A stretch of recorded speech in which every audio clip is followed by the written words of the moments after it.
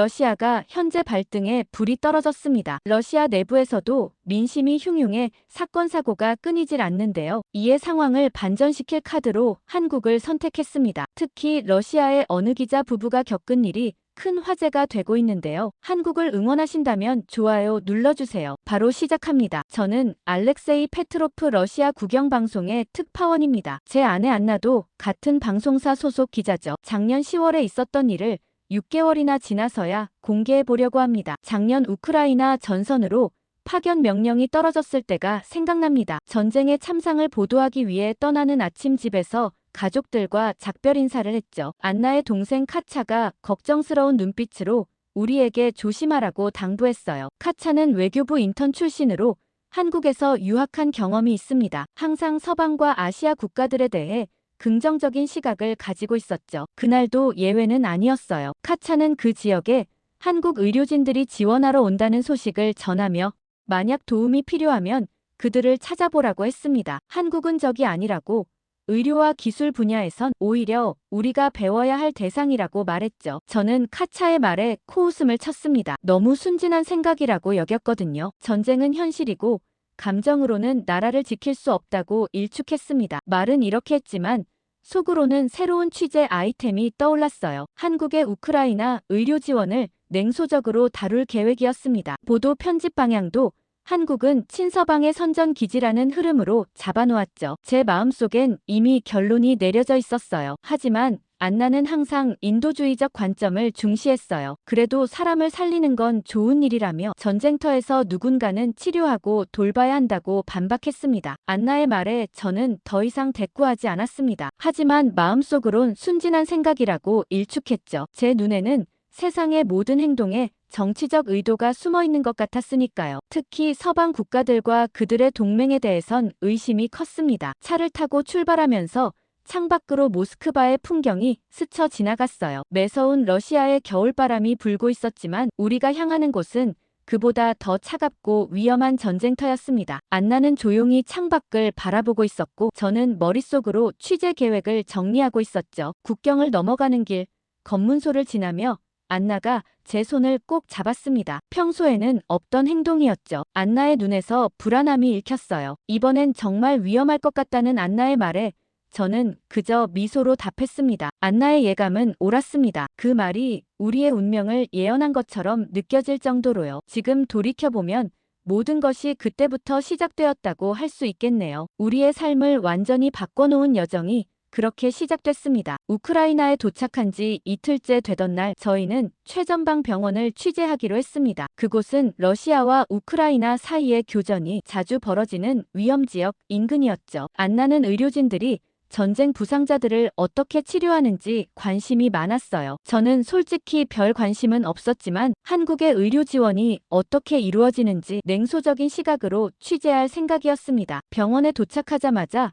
눈에 띈 건 지쳐 보이는 의료진들이었어요. 며칠 동안 쉬지 않고 환자들을 돌보는 모습이 역력했죠. 간호사들은 부족한 의약품을 아끼며 사용하고 있었고 의사들은 여러 환자를 동시에 살피느라 정신없이 뛰어다니고 있었습니다. 제가 상상했던 것보다 상황은 훨씬 심각해 보였어요. 안나는 한 우크라이나 의사와 이야기를 나누기 시작했습니다. 그녀는 의사에게 외국의 의료 지원이 어떻게 도움이 되고 있는지 물었어요. 저는 그 대화를 옆에서 듣고 있었죠. 의사는 한국에서 온 의료 장비 덕분에 많은 생명을 구할 수 있었다고 했습니다. 특히 이동형 인공호흡기는 전력 공급이 불안정한 상황에서도 환자들의 생명줄이 되어주고 있다고 했어요. 그 순간이었습니다.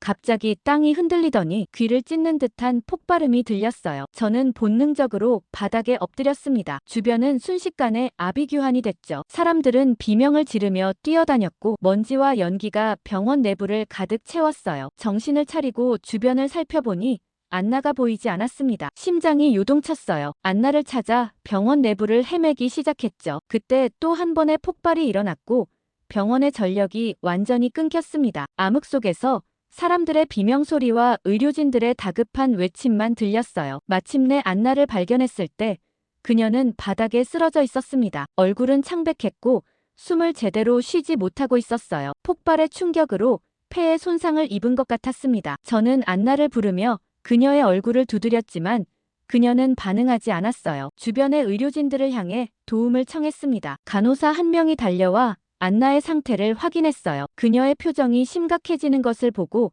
저는 최악의 상황을 예감했습니다. 안나의 호흡이 완전히 멈춘 상태였어요. 의료진들도 당황한 듯 했습니다. 전력이 끊긴 상황에서 많은 의료 장비가 작동하지 않았으니까요. 그들은 수동 장비를 찾기 시작했지만 모두가 무력해 보였어요. 저는 안나의 손을 꼭 잡은 채 그녀의 창백한 얼굴을 바라봤습니다. 이런 상황이 올 거라고는 상상도 못했어요. 그때 한 간호사가 뛰어들어왔습니다. 그녀의 손에는 작은 장비가 들려 있었어요. K-MED라고 쓰인 이동형 인공호흡기였습니다. 한국에서 들어온 의료 장비였죠. 간호사는 서둘러 안나에게 장비를 연결했고 놀랍게도 그 장비는 전력이 끊긴 상황에서도 작동하기 시작했어요. 주변이 완전히 조용해졌습니다. 모두가 숨을 죽이고 지켜보는 가운데 기계의 리듬적인 소리만이 병실을 채웠어요. 그리고 기적처럼 안나의 가슴이 오르내리기 시작했습니다. 그녀가 다시 숨을 쉬기 시작한 거예요. 저는 망연자실한 표정으로 그 장비를 바라봤습니다. 선명하게 새겨진 태극기 로고가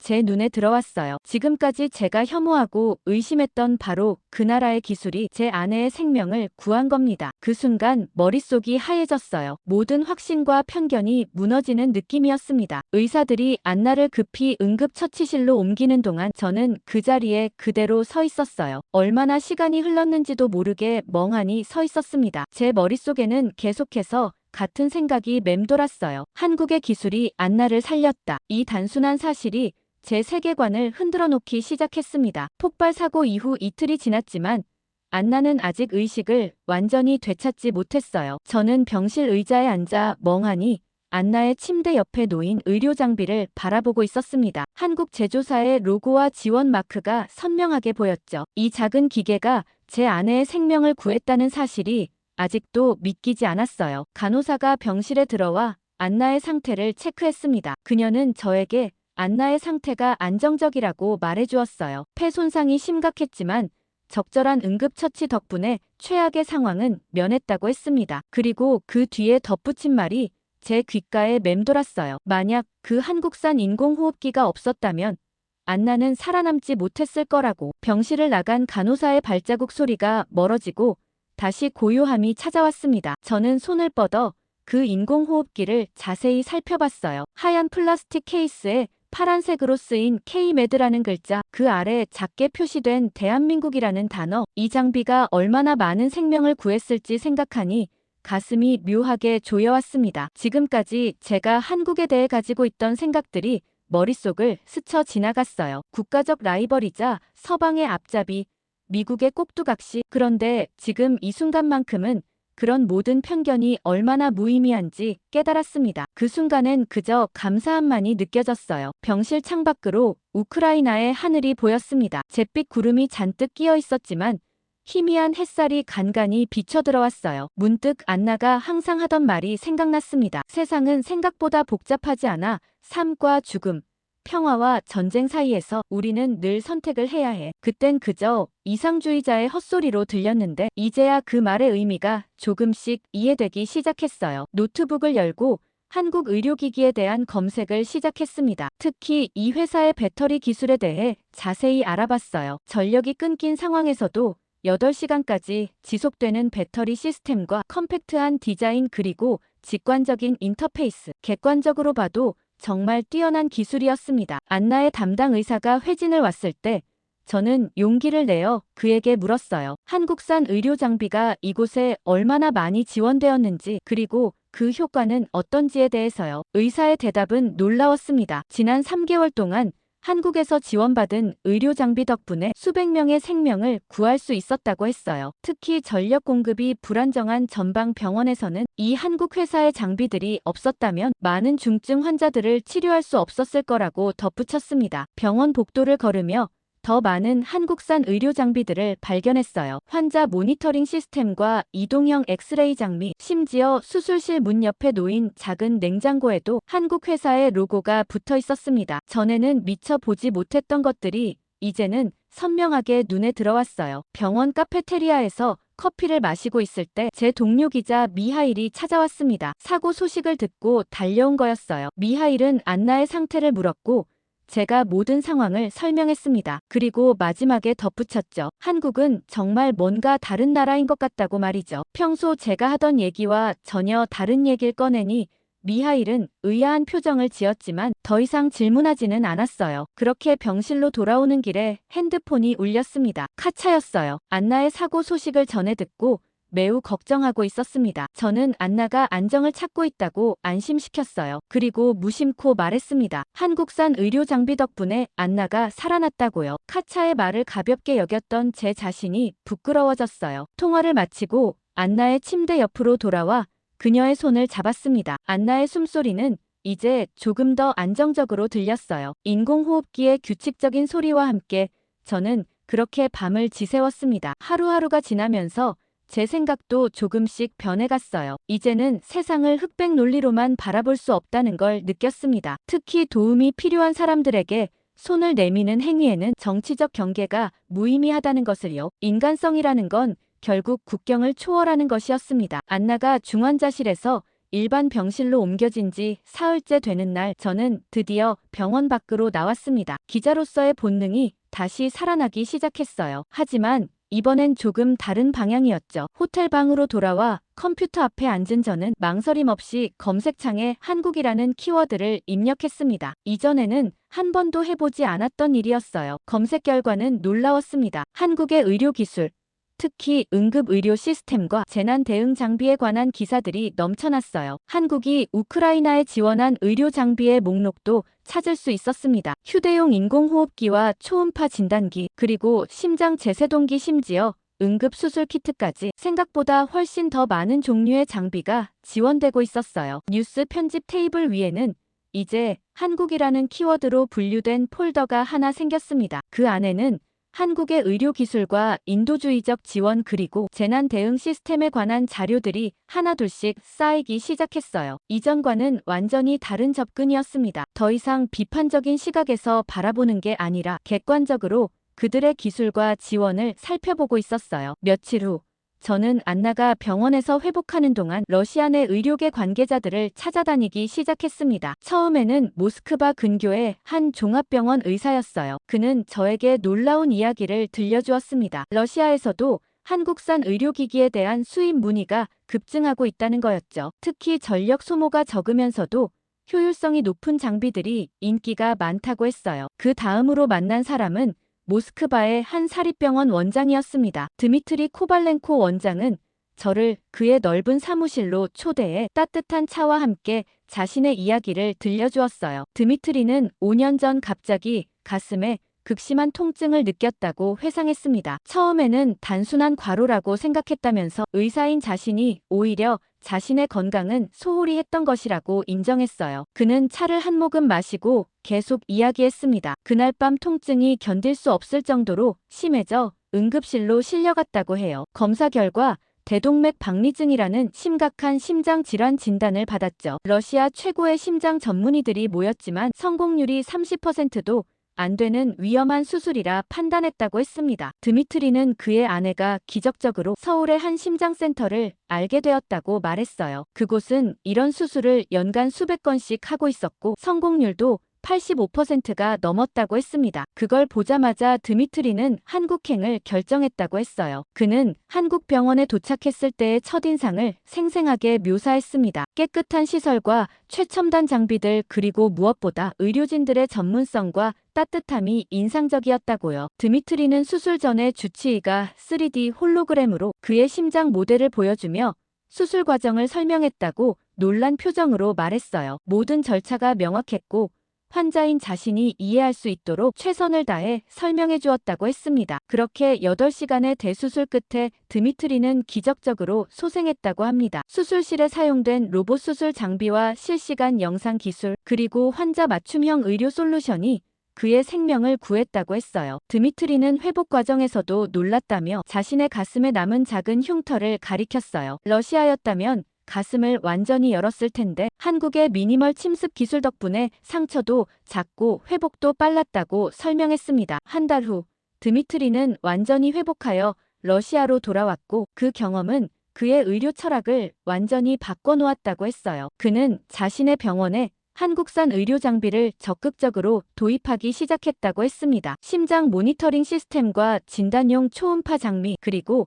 최근에는 작은 규모의 로봇 수술 보조 장치까지요. 드미트리는 사람들이 한국하면 휴대폰이나 자동차만 떠올리지만 의료 분야에서도 그들은 놀라운 혁신을 이뤄내고 있다고 진심 어린 눈빛으로 말했습니다. 자신이 살아있는 증거라고 덧붙였어요. 그는 자리에서 일어나 저를 병원 투어로 초대했어요. 복도를 걸으며 드미트리는 한국 의료진들과 지속적으로 교류하고 있으며 매년 러시아 의사들을 한국으로 연수 보내고 있다고 했습니다. 투어 마지막에 그는 자신의 심장을 모니터링하는 작은 웨어러블 기기를 보여주었어요. 한국에서 개발된 이 장치는 24시간 그의 심장 상태를 체크하고 이상이 감지되면 즉시 주치의에게 알림을 보낸다고 설명했습니다. 드미트리는 이런 기술 덕분에 그의 삶은 완전히 달라졌다며 말을 마쳤어요. 기술이 무기를 만들 수도 있지만 생명을 구할 수도 있다고 했습니다. 한국은 후자를 선택했고 그것이 진정한 강함이라고 생각한다고 말했어요. 이런 취재를 하면서 저는 점점 더 깊은 생각에 빠져들었어요. 우리 러시아는 전통적으로 무기 기술에 큰 자부심을 가지고 있었습니다. 하지만 생명을 구하는 의료기술 분야에서는 어떤가요? 그동안 우리가 적대시했던 국가들이 오히려 이 분야에서는 앞서 있다는 사실을 인정할 수밖에 없었습니다. 호텔로 돌아오는 길에 문득 깨달았어요. 지금까지 저는 군사력이 국가의 진정한 힘이라고 믿어왔거든요. 하지만 안나가 죽음의 문턱에서 살아 돌아온 그 순간을 떠올리니 무엇이 진정한 기술인지 다시 생각하게 됐습니다. 병원으로 돌아가는 길에 제 핸드폰으로 방송국에서 연락이 왔어요. 상부에서 제가 취재한 내용에 대해 보고서를 요청했습니다. 저는 망설였어요.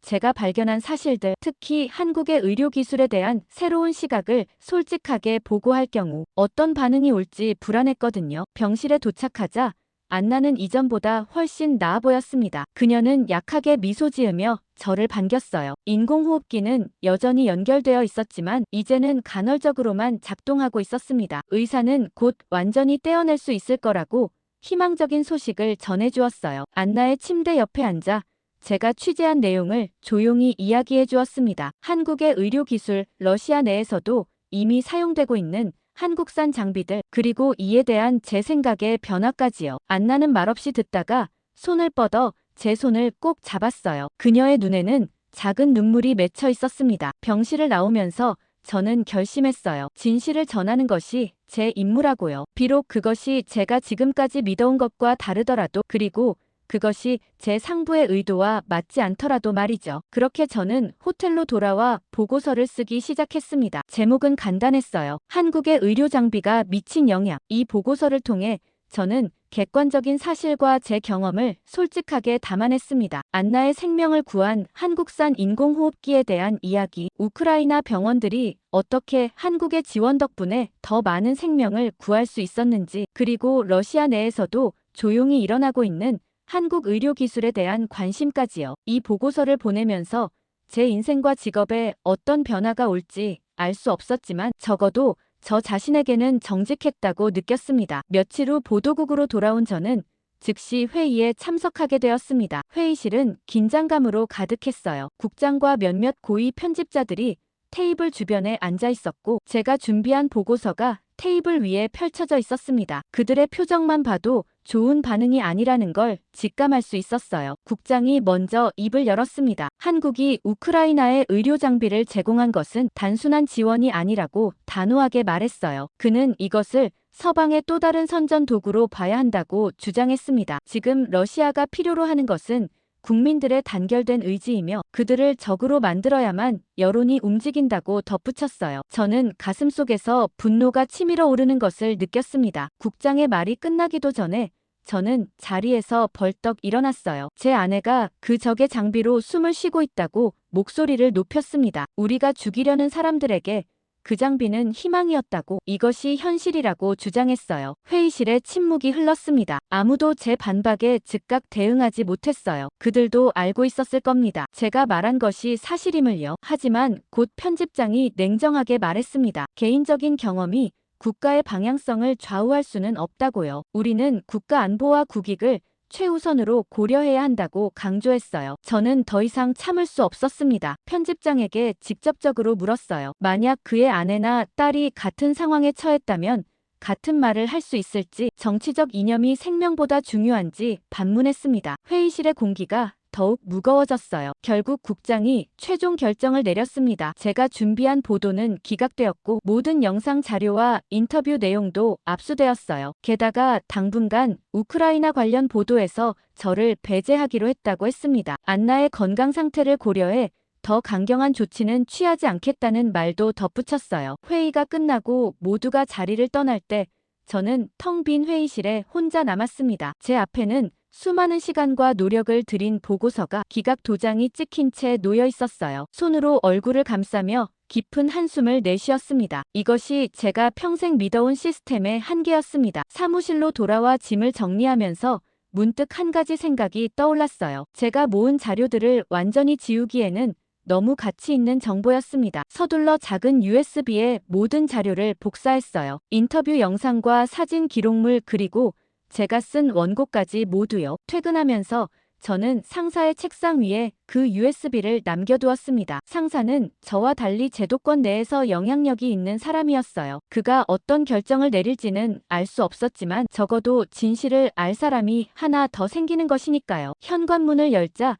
이틀 전에 퇴원한 안나는 미소로 저를 맞이했어요. 그녀의 눈에서는 이미 무슨 일이 있었는지 알고 있다는 빛이 보였습니다. 그녀는 아무 말 없이 저를 안아주었어요. 저녁을 먹으며 저는 안나에게 모든 일을 털어놓았습니다. 안나는 조용히 듣다가 한 가지 제안을 했어요. 비록 우리가 직접 한국에 갈 수는 없지만 다른 방법으로 도움을 줄 수 있지 않겠냐고요. 안나의 말에 저는 잠시 생각에 잠겼습니다. 그날 밤 안나와 저는 새로운 계획을 세우기 시작했어요. 공식 보도는 불가능해졌지만 다른 채널을 통해 진실을 알릴 방법이 있을 거라고 생각했습니다. 카차의 도움을 받아 한국 의료기관과 연락을 취하기로 했어요. 그리고 러시아 내에서 개인적인 네트워크를 통해 정보를 공유하기로 했습니다. 보도국에서의 갈등 이후 저는 공식적인 업무에서 한 발 물러나 있었습니다. 대신 우크라이나 전쟁의 다른 측면을 독자적으로 취재하기 시작했어요. 안나도 건강을 회복한 뒤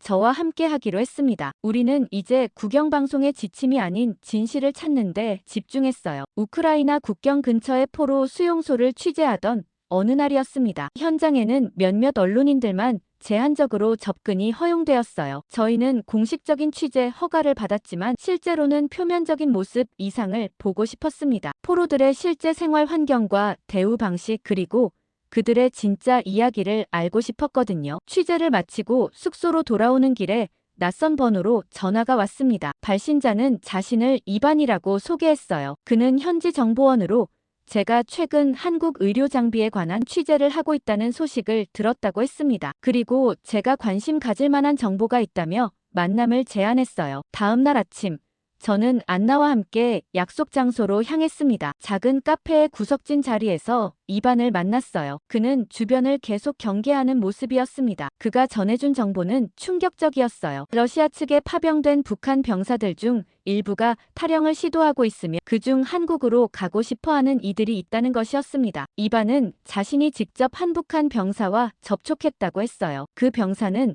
다른 북한 병사들과 달리 한국에 대해 알고 있었고 기회가 된다면 그곳으로 가고 싶어 했다고 합니다. 하지만 이 정보가 매우 민감하다며 조심스럽게 다루어야 한다고 강조했어요. 숙소로 돌아온 저희는 이 정보를 어떻게 다룰지 논의했습니다. 안나는 처음에 망설였어요. 이건 단순한 취재를 넘어 위험한 영역에 발을 들이는 일이었으니까요. 우리가 북한 병사들의 탈출을 돕는다면 그것은 러시아와 북한 양국에 대한 배신으로 간주될 수 있었습니다. 고민 끝에 저희는 카차에게 연락하기로 했어요. 카차는 한국에서 유학한 경험이 있고 한국어도 어느 정도 할 수 있었거든요. 무엇보다 그녀는 우리가 신뢰할 수 있는 몇 안 되는 사람 중 하나였습니다. 카차에게 상황을 설명하자 그녀는 잠시 침묵했다가 단호하게 말했어요. 그 말을 그냥 지나치면 안 된다고, 통역은 자신이 하겠다고 했습니다. 비록 위험한 일이지만 인도주의적 차원에서 도움을 주어야 한다는 게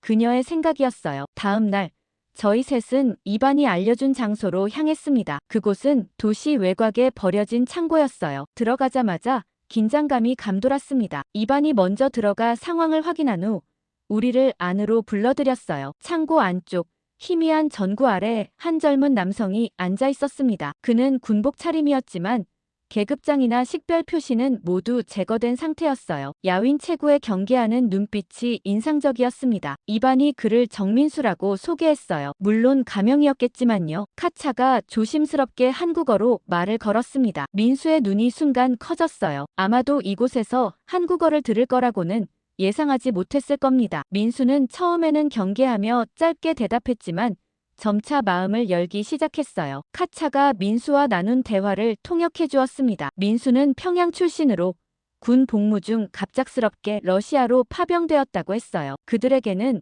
우크라이나와의 전쟁에 참여하는 것이 조국을 위한 영광스러운 임무라고 설명받았지만 실상은 달랐다고 합니다. 전선에 도착해서야 그들이 실제로 무엇을 위해 싸우고 있는지 의문이 들기 시작했다고 했어요. 민수의 이야기는 계속되었습니다. 그는 어렸을 때부터 한국에 대한 이야기를 들어왔지만 항상 적으로 묘사되었다고 했어요. 그러나 러시아에 와서 우연히 한국 드라마가 담긴 영상을 보게 되었고 그것이 그의 생각을 완전히 바꾸어 놓았다고 합니다. 대화 중 가장 충격적인 순간은 민수가 갑자기 떨리는 목소리로 말했을 때였어요. 카차의 통역에 따르면 민수는 난 북이 아니라 남에서 태어났어야 했어요 라고 말했다고 합니다. 그 말을 듣는 순간 카차의 눈에 눈물이 고였어요. 민수의 이야기는 저희에게 깊은 인상을 남겼습니다. 그는 단순한 탈영병이 아니었어요. 자신의 정체성과 귀속에 대해 고민하는 한 인간이었고 더 나은 삶을 찾아 목숨을 걸고 탈출을 시도한 용기 있는 사람이었습니다. 저희는 민수에게 도움을 주기로 결심했어요. 하지만 그것은 단순히 한 사람을 돕는 문제가 아니었습니다. 이것은 국가 간의 복잡한 정치적 문제와 얽혀 있었고 우리 모두에게 큰 위험이 따르는 결정이었어요. 하지만 창고를 나오면서 저는 문득 깨달았습니다. 제가 지금까지 국가와 이념의 틀 안에서만 세상을 바라보고 있었다는 것을요. 그리고 민수 같은 사람들에게 필요한 것은 단지 인간다운 존엄한 삶을 살 수 있는 장소였어요. 그것이 진정한 조국의 의미가 아닐까 하는 생각이 들었습니다. 민수를 만난 후 며칠 동안 저희는 숙소에서 나오지 않고 계획을 세웠습니다. 이반을 통해 더 많은 정보를 수집했어요. 놀랍게도 민수 외에도 같은 처지에 놓인 북한 병사들이 2명 더 있다는 사실을 알게 되었습니다. 그들도 한국으로 가고 싶어 했죠. 상황은 점점 긴박해졌어요. 이반이 전해준 정보에 따르면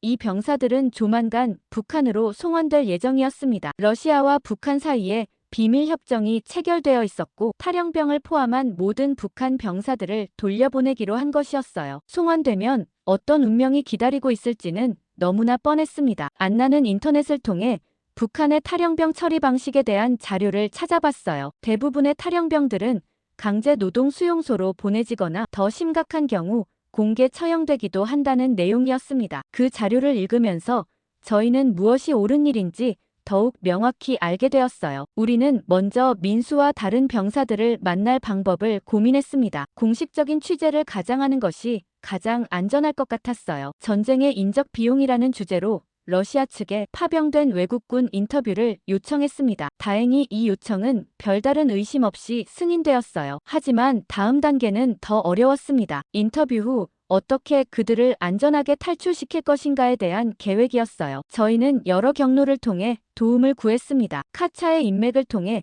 국경에서 활동하는 인도주의적 NGO 단체와 연락이 닿았고 그들은 조심스럽게 도움을 약속했어요. 취재일이 다가왔습니다. 저와 안나 그리고 카차는 긴장된 표정으로 지정된 군사기지로 향했어요. 저희는 평소와 같은 취재 장비를 들고 있었지만 가방 안에는 탈출에 필요한 물품들도 함께 챙겨뒀습니다. 민간인 옷과 위조된 통행증 그리고 위치 추적을 방해하는 장치까지요. 기지에 도착하자 군 관계자가 저희를 맞이했습니다. 그는 인터뷰할 북한 병사들이 이미 준비되어 있다고 했어요. 저희는 조금 의아했습니다. 원래 계획대로라면 저희가 병사들을 직접 선택할 수 있어야 했거든요. 하지만 더 이상의 의심을 피하기 위해 그냥 따르기로 했습니다. 다행히도 준비된 병사들 중에 민수가 있었어요. 그리고 다른 2명도 이반이 언급했던 병사들이 맞았습니다. 그들은 표면적으로는 평범해 보였지만 눈빛만은 달랐어요. 모두 간절함과 두려움이 섞인 눈빛을 하고 있었습니다. 인터뷰는 예상대로 진행되었습니다. 저희는 공식적인 질문들을 던지며 녹화를 진행했어요. 카차는 통역을 담당했고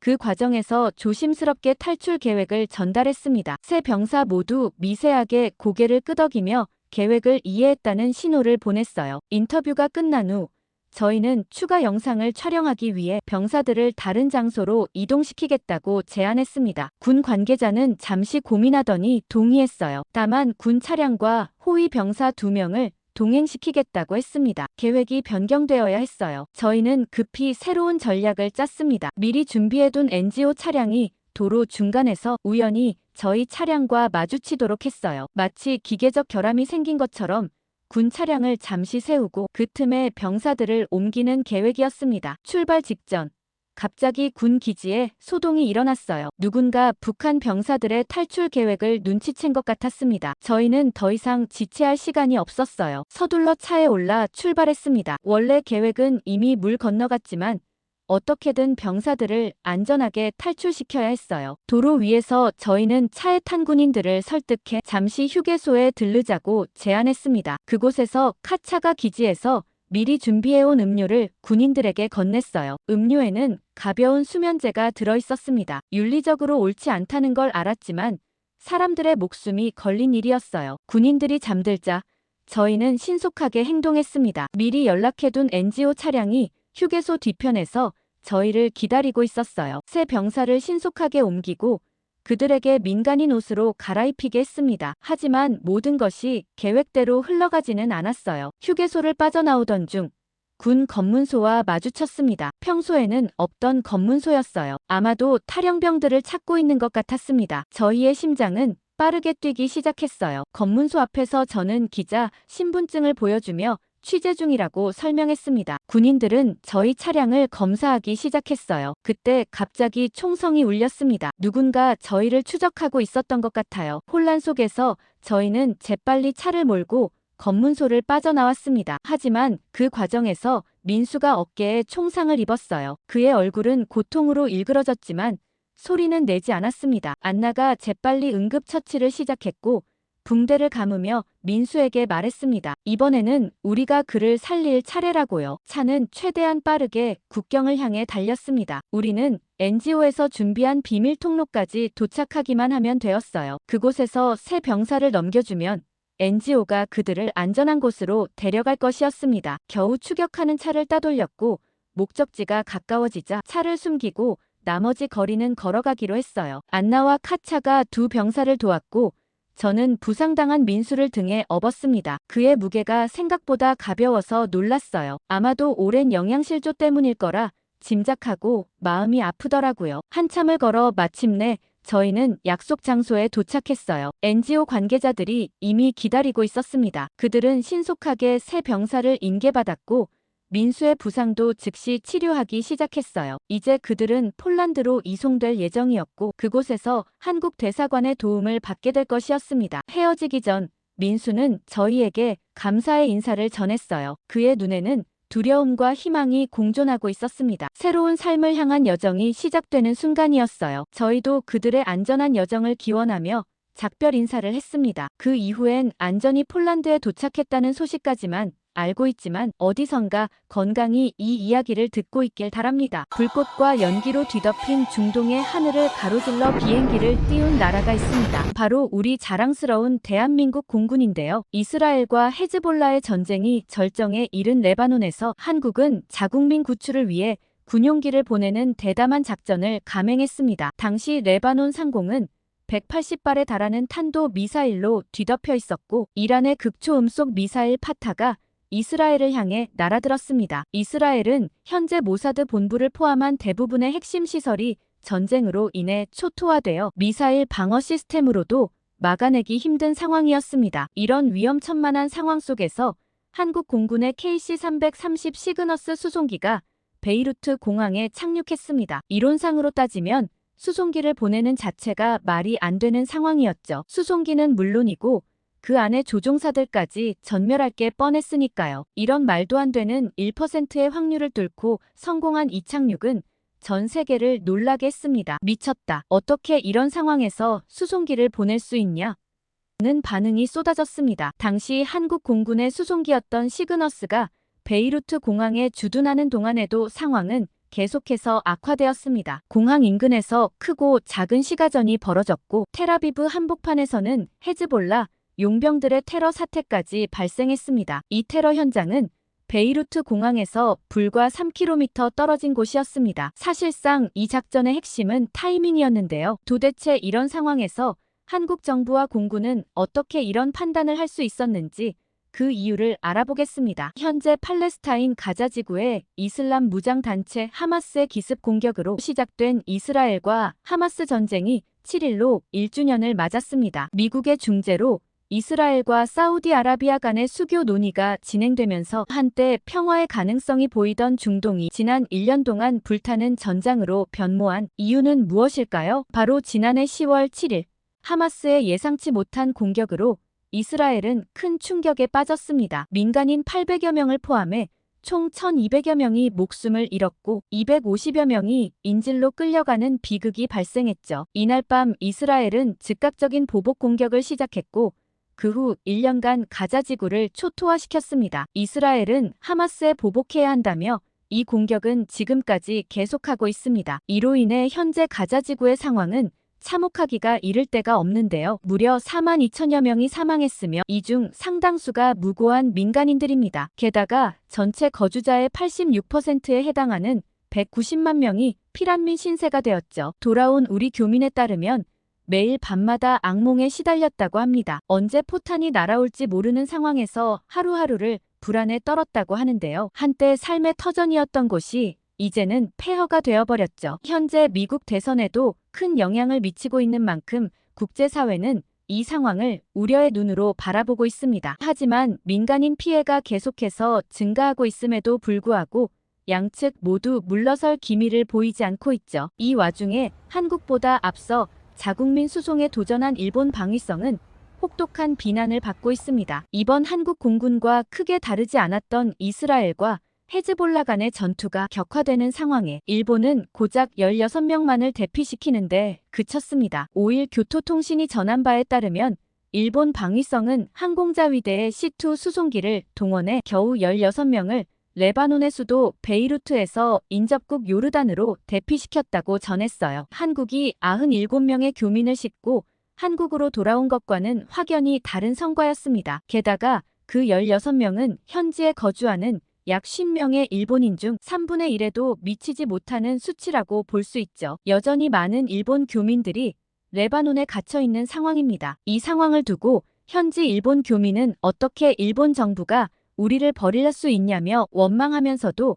실력이 이것밖에 안 되냐는 한숨 섞인 자조를 하고 있는 상황입니다. 그런데 이 와중에 일본 사회를 더 들끓게 만들었던 것은 그 16명 중에서도 일본인이 아닌 외국인이 5명 포함되어 있었다는 점입니다. 자국민 보호를 위한 작전에서 타국인을 구출하느라 정작 더 많은 자국민을 구하지 못한 것인데요. 이에 대해 일본 정부는 공식적인 입장을 밝히고 있지 않은 상황입니다. 이로 인한 들끓는 민심에 일본 정부는 3일에 이미 항공자위대 수송기 2대를 인접국가로 보냈다고 밝혔지만 그 결과는 상당히 의아한데요. 2대의 수송기를 보냈음에도 불구하고 이렇게 적은 수의 인원만을 구출했다는 것은 일본 정부의 무능함을 여실히 보여주는 것이 아닐까요? 일본 정부는 더 과감하고 신속한 행동을 취했어야 했습니다. 하지만 그들은 위험을 핑계로 대다수의 자국민을 위험에 방치한 것으로 평가되고 있는데요. 이번 구출 작전은 일본의 위기 대응 능력의 한계를 여실히 드러냈고 이와 반대되는 한국 공군의 수송작전이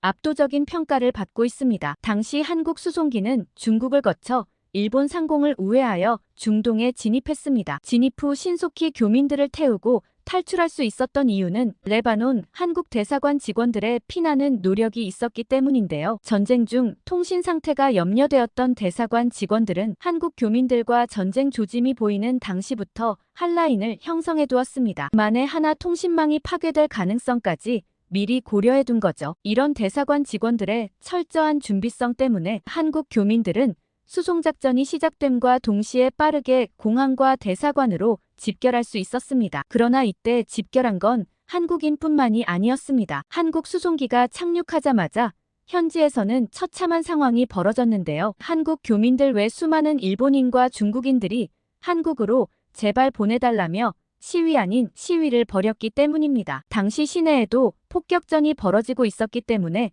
수송기는 신속하게 다시 이륙해야 했던 상황이었고, 우리 교민들과 막무가내인 일본과 중국인들 때문에 현장은 아비규환이었습니다. 특히 일본인들은 불과 얼마 전 자국 수송기에 16명, 정확히는 11명의 일본인만 탈출했던 상황이었기 때문에 위기감을 느끼고 있었던 거죠. 평소 점잖다던 일본인들은 온데간데 없고 막무가내로 한국인들을 밀치고 앞으로 튀어나왔습니다. 처음 한국 공군들과 대사관 직원들은 당황하고 말았는데요. 그때 젊은 한국 대사관 직원의 아이디어로 위기 상황을 모면할 수 있었습니다. 그 직원은 입사 3년 차로 전쟁 상황에도 한국 교민들의 안전을 위해 일하고 싶다며 끝까지 레바논에 남겠다고 해서 주변을 따뜻하게 만들었던 인물인데요. 그 직원의 한마디에 난리치던 피난민들이 진정세에 들어섰죠. 그 직원은 상황 통제를 위해 현장에 온 사람들은 모두 탈 수 있다는 거짓말을 했습니다. 그리곤 탑승 기록이 필요하니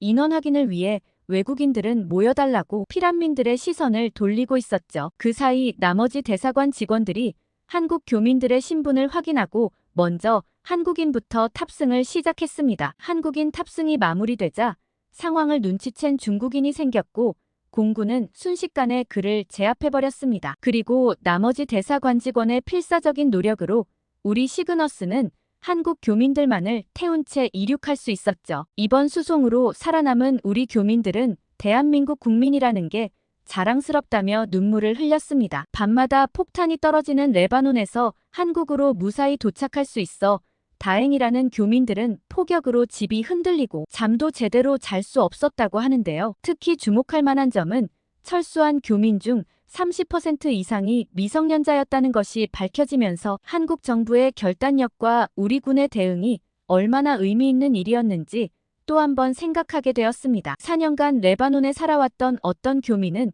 사실 레바논이 항상 위험한 곳이어서 무슨 일이 생겨도 의연하게 대처할 수 있었다고 얘기했지만 이번만큼은 상황이 정말 심각했다고 합니다. 특히 집 바로 근처에 미사일이 떨어지는 걸 보고선 한국으로 반드시 돌아와야만 했다고 생각했는데요. 출발 직전 공항 근처에서 검은 연기가 피어올라 무사히 한국으로 돌아오기만을 간절히 빌었다고 합니다. 이번 작전을 성공적으로 수행한 이재용 심의관은 수송기에 탑승했던 꼬마 아이들이 고사리 같은 손으로 편지를 써서 줄 때 가슴 깊이 보람을 느꼈다고 전해왔습니다. 또한 38시간의 긴 여정을 안전하게 이끈 비행기 조종사 박성태 소령은 국민의 생명과 재산을 보호하고 국제 평화 유지에 이바지할 수 있는 기회라면 그 어떤 순간에도 임무를 성공적으로 완수할 수 있도록 태세와 능력을 유지하겠다며 우리 군의 결연한 의지를 보여줬죠. 이번 레바논 교민 구출 작전은